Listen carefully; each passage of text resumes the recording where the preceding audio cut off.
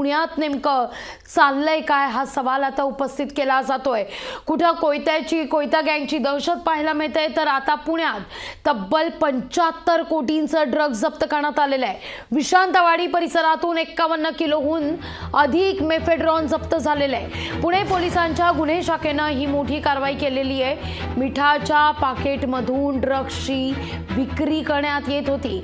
या प्रकरणी तिघांना अटक करण्यात आलेली आहे। पुण्यात एवढं ड्रग्ज येतंय कुठून?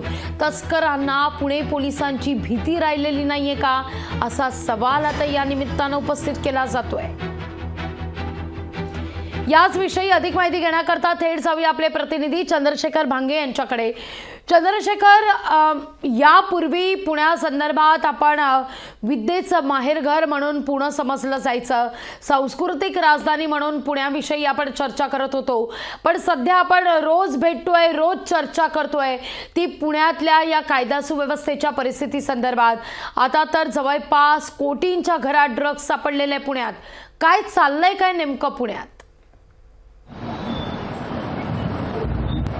नक्कीच काल जे आहे ते पुणे पोलिसांनी कारवाई केली होती आणि त्यामध्ये 3 कोटी रुपयाचं ड्रग्ज पकडलं होतं। वैभव माने आणि हैदर शेख नावाचे जे ड्रग तस्कर आहेत त्यांच्या मिठाच्या गोडाऊनवरती सगळी कारवाई पुणे पोलिसांनी केली होती आणि या कारवाईचाच भाग म्हणून रात्री पुणे पोलिसांनी 12 पथकांच्या माध्यमातून विश्रांतवाडीमध्ये एक मोठी छापेमारी केली आणि या छाप्यामध्ये तब्बल आपण 75 कोटीपेक्षा अधिक जे ड्रग्ज आहेत ते पोलिसांनी पकडलेलं आहे। खरं तर या सगळ्या ड्रग्जचं जे रॅकेट आहे ते आंतरराष्ट्रीय रॅकेट आहे।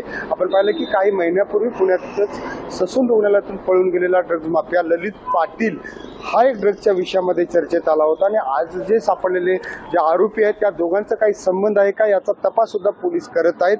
खरं तर पुण्यामध्ये ज्या पद्धतीनं ड्रग्जची सप्लाय होते ते कुठेतरी आंतरराष्ट्रीय ड्रग्ज पेडलर जे आहेत त्यांचा संबंध आहे का याचा तपास सुद्धा पोलीस करत आहेत। पुण्यातील पब्स, हॉटेल आणि वेगवेगळ्या ठिकाणी मिळणारं जे एमडी आहे ते एमडी येतं कुठून याचा तपास सुद्धा पुणे पोलीस करत आहेत।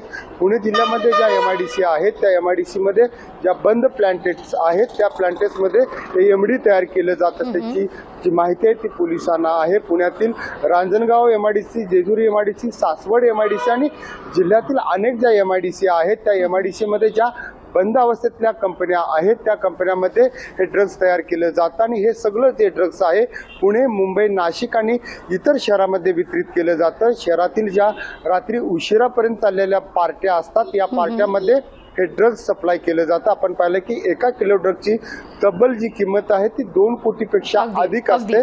खरं तर वेगवेगळ्या पेडलर जे असतात हे पेडलर हे ड्रग्ज सप्लाय करतात लागवी। निश्चित चंद्रशेखर, तुझाच धन्यवाद तुम्ही दिलेल्या एकूणच सविस्तर माहिती करता। खरं तर आता पुन्हा पुणे पोलीस नेमकी काय कारवाई करतात हे पाहणं महत्त्वाचं असेल। लोकशाही मराठी ऐका, पहा, जागरूक रहा।